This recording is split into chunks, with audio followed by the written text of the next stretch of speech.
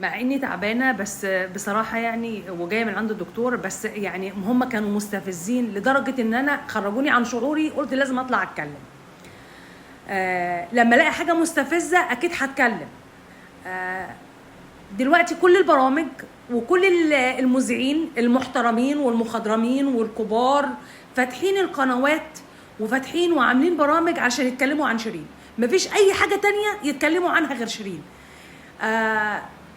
اللي استفزني قوي بقى قوي وخلاني اطلع اتكلم، استاذه مفيده شيحه بتقول نعمل هاشتاج ونقول يلا يا جماعه يا حسام سيب لنا شيرين، سيب لنا شيرين.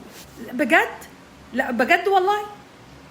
لا، وعايزه الدوله تتدخل وتنقذ شيرين.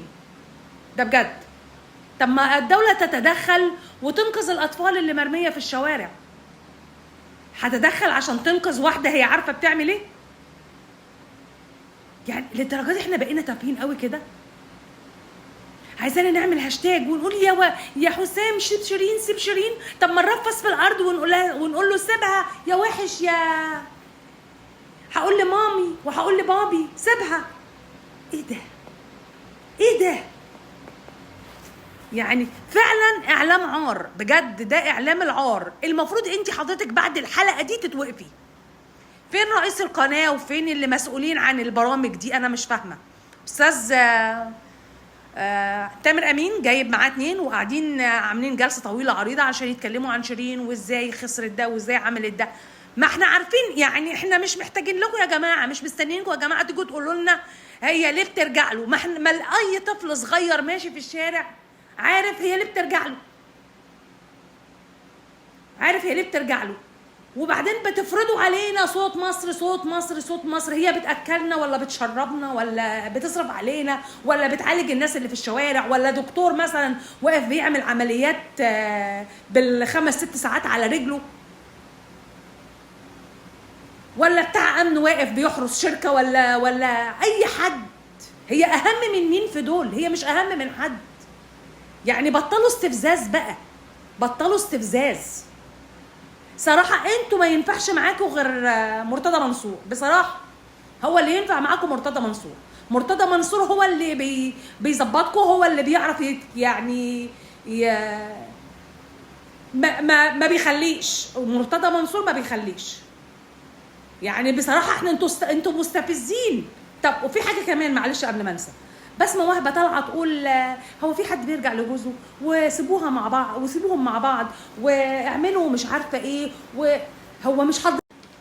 هو مش حضرتك يا استاذه بسمه اللي استضفتيه في رمضان وقلت له هترجع لشيرين او بتفكر ترجع لها؟ قال لك لا دي اذتني واذت اهلي وعيلتي الهاي كلاس واحنا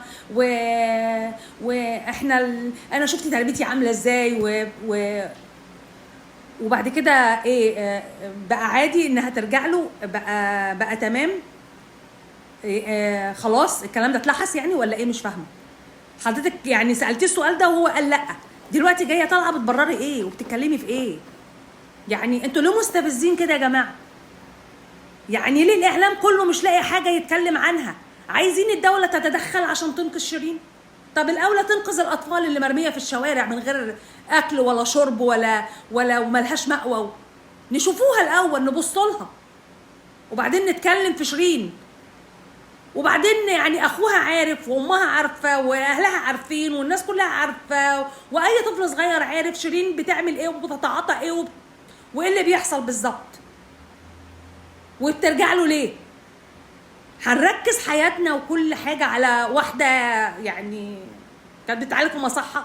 يعني عيب بقى، عيب. يعني ده اعلام، يعني اعلام العار بصراحه. ايه ده؟